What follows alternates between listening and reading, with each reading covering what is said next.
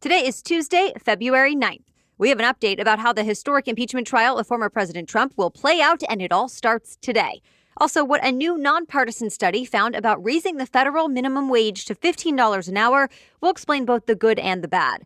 Plus, how Tesla gave Bitcoin a big boost. What's changing in Major League Baseball? And what could be making allergy season worse? Welcome to The Newsworthy. All the day's news in around 10 minutes. Fast, fair, fun, and on the go. I'm Erica Mandy. Thanks so much for being here. You ready? Let's do this. The historic second impeachment trial of former President Donald Trump gets going today. Senate leaders have now reached an agreement on the rules and decided to make this an exceptionally speedy trial. So here's what you can expect. Today will be the first time the 9 House Democrats acting as prosecutors will come face-to-face with Trump's legal team. They'll be debating for up to 4 hours about whether the trial is even legitimate under the Constitution, since the former president is no longer in office. You'll remember the Senate already voted on that same question 2 weeks ago. And every Democratic senator, along with 5 Republicans, decided yes, the trial is constitutional. Every other Republican voted no, it's not. But they'll vote again today after hearing more arguments from both sides. And as long as the majority of senators still think it's fair to keep going, they will move on to the next phase of the trial tomorrow. That's opening arguments. Both sides will have up to 16 hours over 2 days to present their cases. And since they've filed pretrial documents, we already have a general idea of what they're going to say. So here's a quick reminder. The Democrats argue the former president incited the deadly Capitol invasion by wrongly claiming there was election fraud for months beforehand, and also for telling his supporters to fight in a speech just before the riot. They say Trump cannot escape accountability for his actions as president. On the other side, Trump's legal team has said the former president's comments were never meant to be taken literally, and the people who attacked the Capitol did so willingly and voluntarily.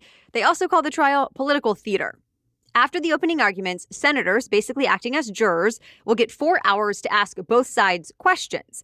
And they could at this point decide to call witnesses, though the AP says that's unlikely. Whenever the witnesses' question is resolved, the trial will wrap up with closing arguments. And then, of course, there's the actual vote on whether to convict former President Trump. Remember, at least 17 Republicans would need to join all 50 Democrats to find him guilty. Of course, we'll keep you updated along the way. There's new reason for lawmakers to argue for and against a higher federal minimum wage. The nonpartisan Congressional Budget Office looked into what would happen if the U.S. raised the minimum wage to $15 an hour by the year 2025. And remember, President Biden and many Democrats are looking to do just that. Well, the study found if they get their way, 27 million American workers would get raises, and it would lift 900,000 of them above the poverty line. It would also not have much of an impact on the federal budget. But the same study found there are downsides, too, that 1.4 million Americans would also lose their jobs completely, and the extra cost to businesses could also lead to higher prices for consumers. The minimum wage has been set at $7.25 an hour for the last 12 years. And in case you haven't done the math, assuming a full-time 40-hour-a-week schedule, that adds up to about $15,000 a year before taxes. Of course, raising wages to $15 an hour would be more than double that. Many supporters say that's a lot closer to a living wage. And still, Biden and some congressional Democrats are suggesting that it would only reach that level gradually, so people would get $1.50 more an hour every year for 5 years. But for many Republicans and some moderate Democrats, that's still a no-go. They say even 5 years from now, a $15 an hour minimum wage would kill jobs and hurt small businesses, especially in rural areas where the cost of living is lower. Expect to hear more about this study in the future. A second elected congressman has died from COVID-19. Texas Republican Ron White died in the hospital less than 3 weeks after testing positive for the virus. White was high risk since in recent years he's been battling lung cancer. But in a statement, his office wrote, quote, "Ron maintained his quick wit and optimism until the very end." You'll remember Congressman-elect Luke Letlow died back in September, just weeks before he was set to begin his first term. There will be special elections in the next couple of months to select new representatives for their districts. Overall, in less than a year, nearly 465,000 Americans have died from COVID-19. And the rate of new deaths has basically been going up since September. But there is hope the trend is now changing. The COVID Tracking Project found in the past week, the U.S. reported a 25% drop in new cases, and the average number of COVID-19 patients in American hospitals fell by 15%. Those are both record drops. Facebook says it'll be fighting harder against misinformation, especially when it comes to COVID-19 vaccines. Facebook says it checked with the World Health Organization and others to come up with a list of false or misleading information to watch out for. For example, it said it will start removing posts saying the vaccines cause autism or that it's safer to actually get COVID-19 than get the vaccine, since scientists say neither one of those claims has been proven. The company is also giving $120 million in advertising credits to UN agencies and health ministries to spread reliable information about vaccines. We have much more news still ahead, but first, thanks to our sponsor, MunkPack. Healthy snacks have a bad reputation, and let's be honest, most don't taste very good. They don't fill you up, and they certainly don't satisfy your cravings. Well, MunkPack Keto Nut and Seed Bars contain 1 gram of sugar or less, 2 to 3 grams of net carbs, and they're only 150 calories. MunkPack Keto Nut and Seed Bars have a perfect balance of sweet and salty, a crunch from whole nuts and seeds, and they still manage to be soft and chewy. They also come in delicious flavors. A couple of my favorites are caramel sea salt and peanut butter dark chocolate. Try it for yourself and you'll see. And you can get 20% off your first purchase of any MunkPack product by visiting monkpack.com and entering our code newsworthy at checkout. And they're backed with a 100% satisfaction guarantee. So if you don't like them for any reason, they'll exchange the product or refund your money, whichever you prefer. To get started, just go to monkpack.com. That's monkpack.com and select any product, then enter the code newsworthy at checkout to save 20% off your purchase. MunkPack. Delicious, nutritious food you can count on. Okay, now back to the news. Tesla is throwing its weight behind Bitcoin. The electric automaker has now invested $1.5 billion in the cryptocurrency and says it plans to eventually accept it as payment from customers. As a reminder, Bitcoin is the world's largest cryptocurrency. It's basically like a digital form of money that's decentralized, or in other words, there's no main authority like a bank or government. Ultimately, the value of a Bitcoin is based on what people are willing to pay for it. And Tesla founder Elon Musk has high hopes for it. Tesla's investment could have a domino effect, too. As the Washington Post points out, it could prompt other major corporations to accept Bitcoin as a legitimate form of money. Already, Microsoft, Wikipedia, and PayPal accept it worldwide. But now that Tesla is in, Bitcoin hit a new high yesterday, topping $47,000 per coin. That said, some market experts are skeptical. They think Tesla is just investing in Bitcoin as a distraction meant to stir up more interest in its own stock. To be continued. Baseball fans might soon notice their favorite MLB teams are hitting fewer home runs, and it might not have anything to do with the quality of players.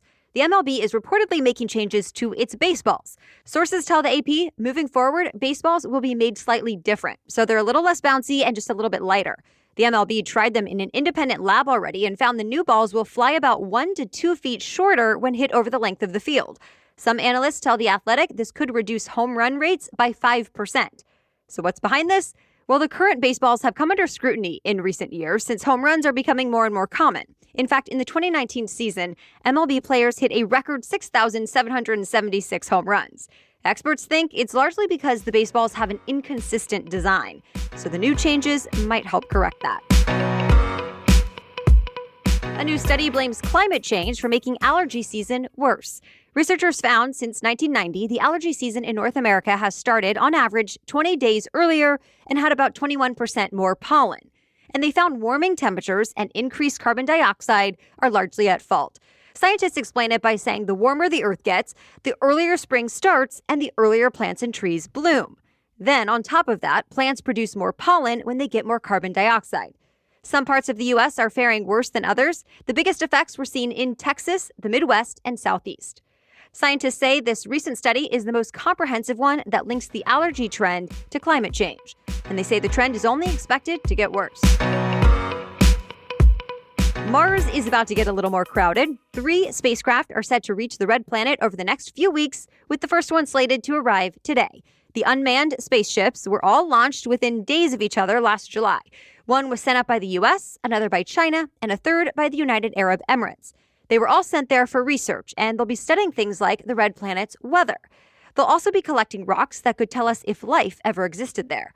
For each country, this mission marks a major milestone. As The Verge reports, for the UAE, it's the country's first foray into deep space. For China, this will be its first independent attempt to land on Mars. As for the U.S., this will be its first shot at deploying a Martian helicopter-style spacecraft. Of course, this is not NASA's first trip to Mars. It already has 2 active spacecraft on the surface, and it's hoping to get humans on Mars as soon as the 2030s. And that's it for the main news today, but now it's time for Trivia Tuesday, when we ask a different trivia question every week. But first, thanks to our sponsor, Native. Native aluminum-free deodorant is a great addition to your 2021 routine. I only use Native deodorant right now because I feel good about what's in it. They include only things I've actually heard of, and none of their products are tested on animals. In fact, almost everything is vegan. Plus, they have options, from their rotating seasonal scents so you can always switch things up and smell great, to unscented options if you prefer the natural scent, and even deodorants with plastic-free packaging. I also love that Native is risk-free to try. Every product comes with free shipping within the U.S., plus free 30-day returns and exchanges. You can even subscribe to Native so you'll never have to sweat about running out of deodorant again. Make the switch to Native today by going to nativedeo.com/newsworthy or use our promo code newsworthy at checkout and get 20% off your first order. That's nativedeo.com/newsworthy or use our promo code newsworthy at checkout for 20% off your first order. Okay, now back to Trivia Tuesday. And with Valentine's Day right around the corner, today's trivia question is about a famous type of chocolate. M&M stands for what 2 last names? Join us over on Instagram to play along. You'll see our trivia quiz in Instagram stories, so find and follow us at NewsworthyPod.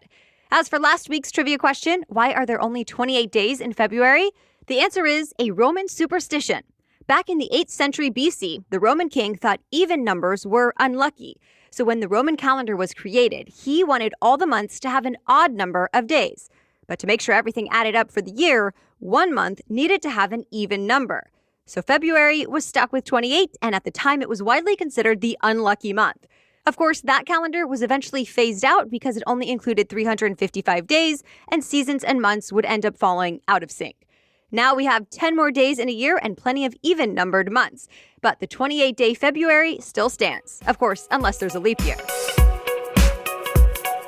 All right, thanks again for listening today. Be sure to subscribe or follow in your podcast app so you never miss an episode. We'll be back with more news to know tomorrow. Until then, have a great day.